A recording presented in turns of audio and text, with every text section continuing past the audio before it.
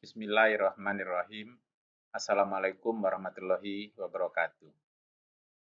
Sampai dengan chapter 9 tadi, kita sudah melakukan 4 tahapan utama dalam sistem analisis dan desain metode.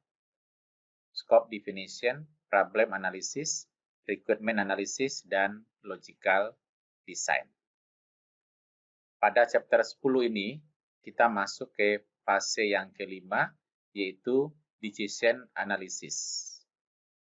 Pada decision analysis, yang kita lakukan itu adalah analisis kelayakan. Apakah tahapan pada logical design yang terdiri dari pemodelan sistem requirement, pemodelan data, dan pemodelan proses yang kita buat pada chapter 7, 8, 9 tadi, visible atau tidak, layak atau tidak. Untuk menentukan layak atau tidak, itu ada atau bisa kita lakukan pada 3 checkpoint, yaitu pada scope definition, pada problem analysis, dan pada decision analysis.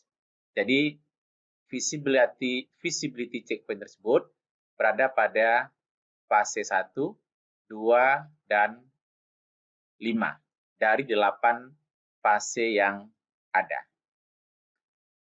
Dalam melakukan visibility atau kelayakan, ada 4 hal yang kita lihat. Dari segi operasional, dari segi teknikal, dari segi schedule, dan dari segi ekonomi. Dari segi operasional, yang kita perhatikan adalah apakah solusi yang kita berikan akan dapat diterima oleh organisasi atau tidak. Jika solusi yang kita berikan bisa diterima oleh sebuah organisasi, maka dari segi operasional oke. Kemudian yang kedua adalah dari segi teknikal.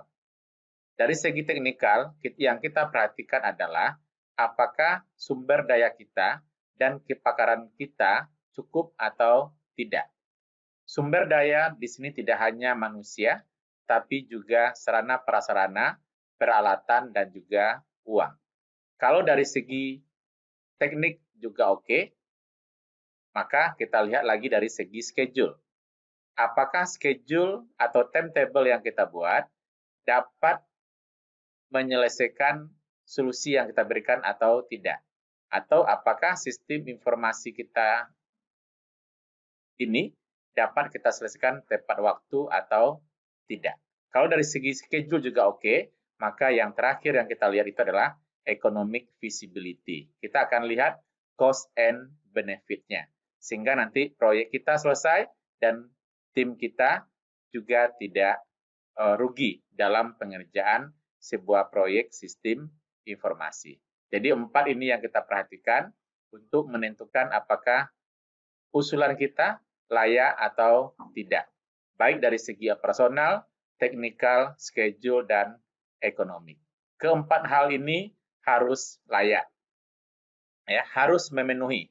Ya, tidak bisa salah satunya tidak terpenuhi. Jadi, keempat hal ini harus terpenuhi.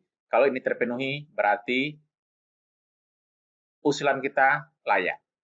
Oleh karenanya, sampai di sini kita anggap sistem kita ini layak untuk diteruskan ke fase yang ke-6. Demikian penjelasan singkat mengenai decision analysis yang dilakukan pada chapter